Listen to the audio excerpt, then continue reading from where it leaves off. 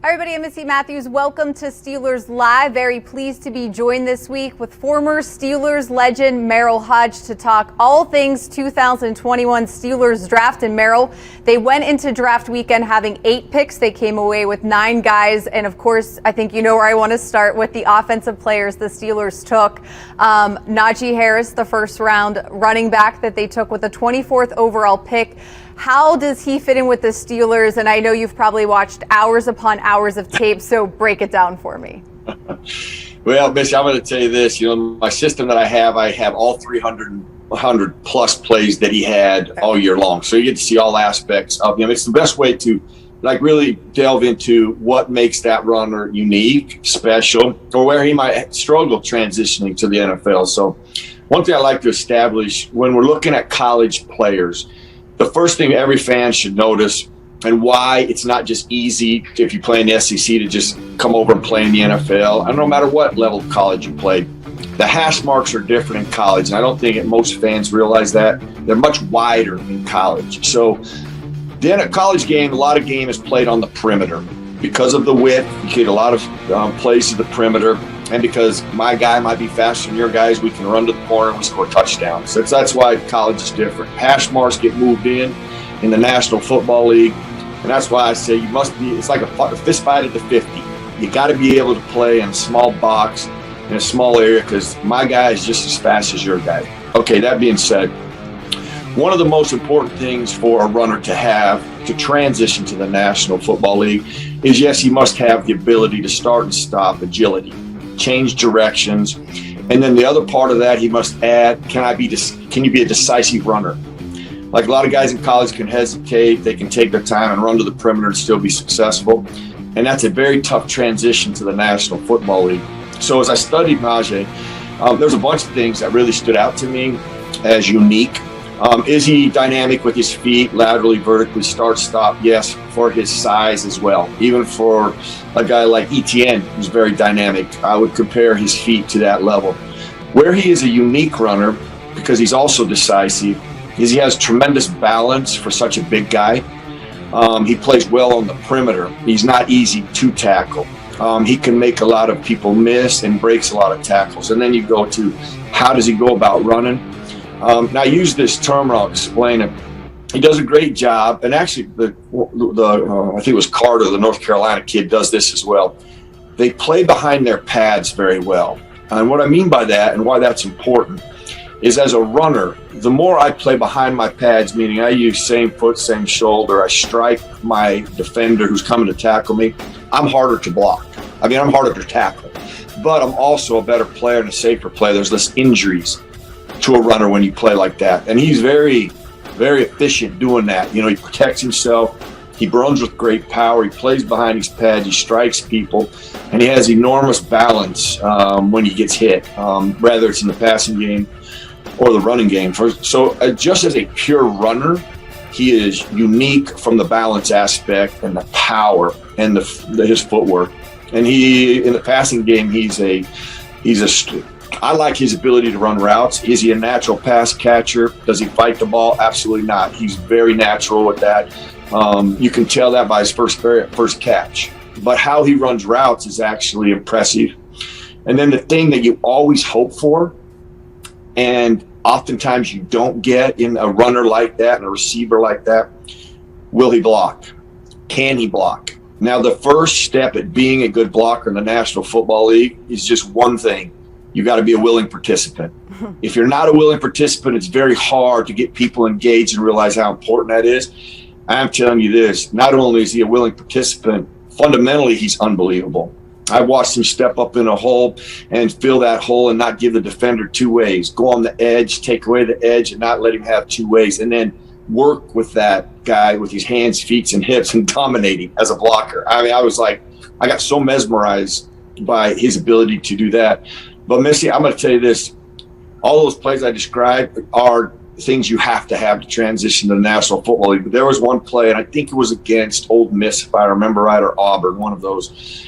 There was a pick the quarterback threw. They were trying to actually throw some type of a bubble screen to him, and the defensive end picked it. Now, when he picks it, Najee Harris is about 15 yards from the initial interception. the quarterback misses the tackle, and Najee Harris runs that guy down. I mean, he ran him down and tackles him before he gets into the end zone. Now, to me right there, that spoke more about who Najee is as a player than anything he had done to that point. You very seldom see that. You know, based on that circumstance, a lot of players think it's over, you know, and they don't even make an effort to try to tackle the guy or get after the guy. And I would see that time and time again. His demeanor on the sideline, I watch for those things too, because I think they're pivotal in the type of pro you're going to be. I think you get a player that's just a high character person. He'll be a great professional. He'll be a great team player, and he'll be a great way to build a franchise around. So I don't know that I've ever seen a player that had all of that in one package than Najee Harris. So he could not be a more perfect fit for the Steelers. As if Steelers fans were not excited enough about that pick, Merril, I think you're taking those expectations a little bit higher, which is good, especially coming from you. The Steelers went with a tight end, a two-way tight end in the second round, and then 2 offensive linemen. And they really talked the new offensive line coach, Adrian Clem, who was recently promoted, about that nastiness, the physicality. You're mentioning that when you're describing some of the plays you saw from Harris. What do you know about those guys? Well, let me just tell you this. It's funny. My last note on the tight end. My last note, like, he is a nasty player. I mean, and when I say that, I mean, there were so many plays where, I mean, this guy looks up people when he has the ball in his hands. Okay, he's not worried about anybody, not scared of anybody. I loved his ability to run routes in that he's good. Is he great? No, but that is, I think, what I loved about him. He has such potential to even be better as a route runner. And keep in mind, he was very efficient in college, which I loved. He was he was good in the box and outside the box, which is really critical in the NFL, because being able to move guys and get them outside the box creates matchup issues, which the NFL is all about, matchups. And he does that very well. But then when you put him in line close to the formation, he'll block. I mean, and he'll get in and he'll be a wicked guy. I mean, I loved his demeanor. I loved his toughness. His skills to play that position are very good, with potential to be excellent. And that's what I love. And I think that, and just only going by stuff you've seen him, heard him say, or people talk about him, he seems to love the game, and he's willing to get better, and he's coachable, which is part of getting better. And I think you get a guy that can contribute right away and be an effective player right away, but has a massive amount of growth on the front end as he gets going. So that's got to be exciting for just the whole offensive staff to have somebody like that. I do want to know your thoughts specifically on Kendrick Green out of Illinois. He wore 53, obviously somebody who emulated Maurkice Pouncey, but only played 4 games starting at the center position. Seems to be that energy bringer type of guy, loves to be physical, said sometimes maybe more than he would probably need to. What do you think about him potentially replacing Pouncey? Obviously, there's a number of guys who will be competing for that job, and just what you know of him so far. Okay, Missy, of all the great things I just said about the other 2 guys, okay, this cat. Okay, I use the term when I do the matchup show on ESPN.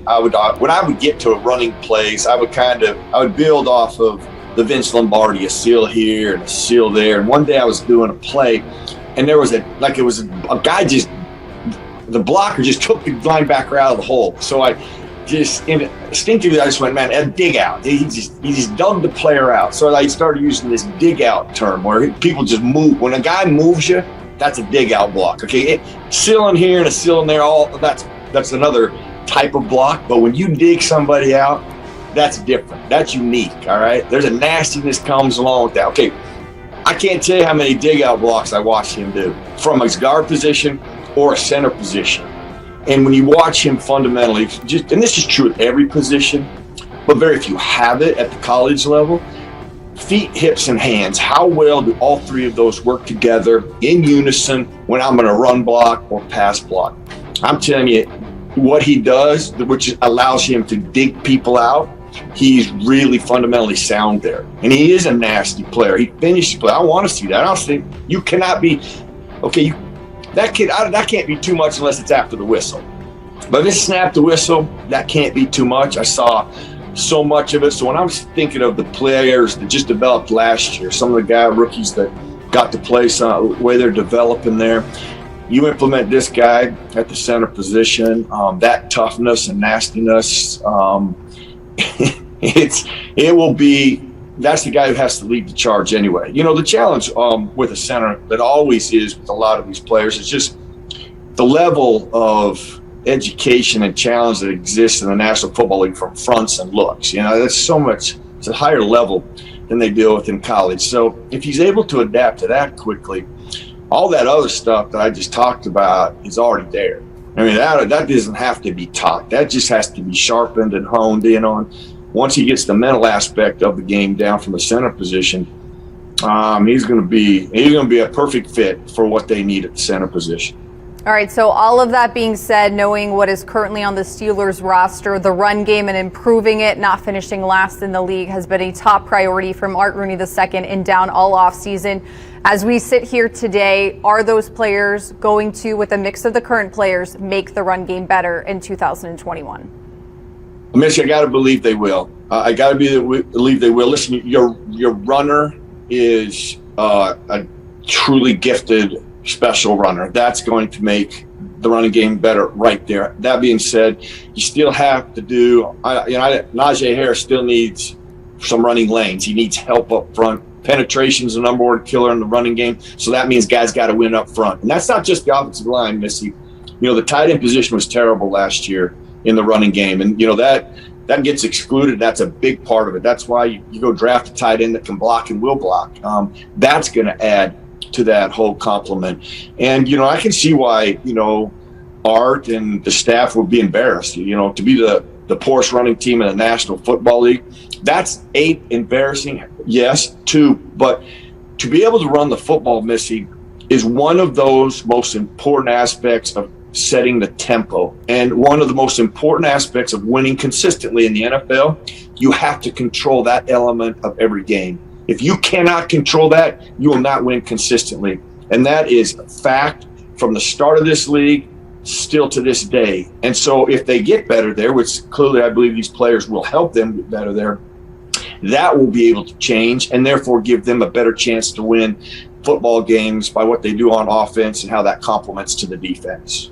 Defensive coordinator Keith Butler said when he spoke to the media over draft weekend, a good run game helps a really good defense kind of get a chance to get a breath, which is not something we saw, especially towards the end of last season for the Steelers defense. So he was happy that they took a lot of offensive players. There were then 4 defensive players and then a punter. So just your final thoughts rounding out the rest of the 2021 draft class.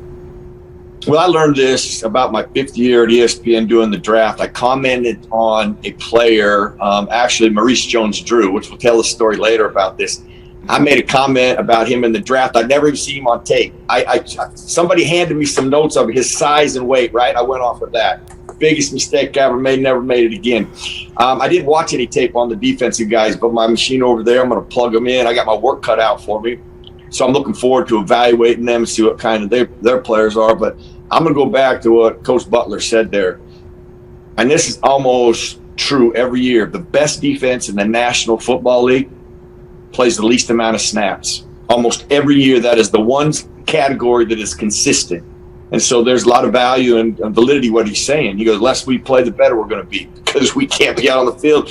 And that helps us as a defense. And then we're fresh. We go out there and we get 3 and outs and we're back on the field. And then you take it for 10 minutes. A 5-minute drive and 10 plays. I mean, that's what helps you win football games. So he's spot on. It'll be interesting to watch these guys and see what their skill set is and how they'll be implementing to this defense. That will obviously they need that as well, but it'll be interesting to watch them develop and see the kind of skills that they have as we get ready for the season. All right, Merril. Well, it's great to always have a chance to catch up with you and get your thoughts. I know it's only been a week since the draft, but you probably have more and more tape to watch and break down for us, so we will let you get back to that. Thanks, Missi. All right, that's going to do it for this edition of Steelers Live. Thanks for joining me. We'll see you guys next week.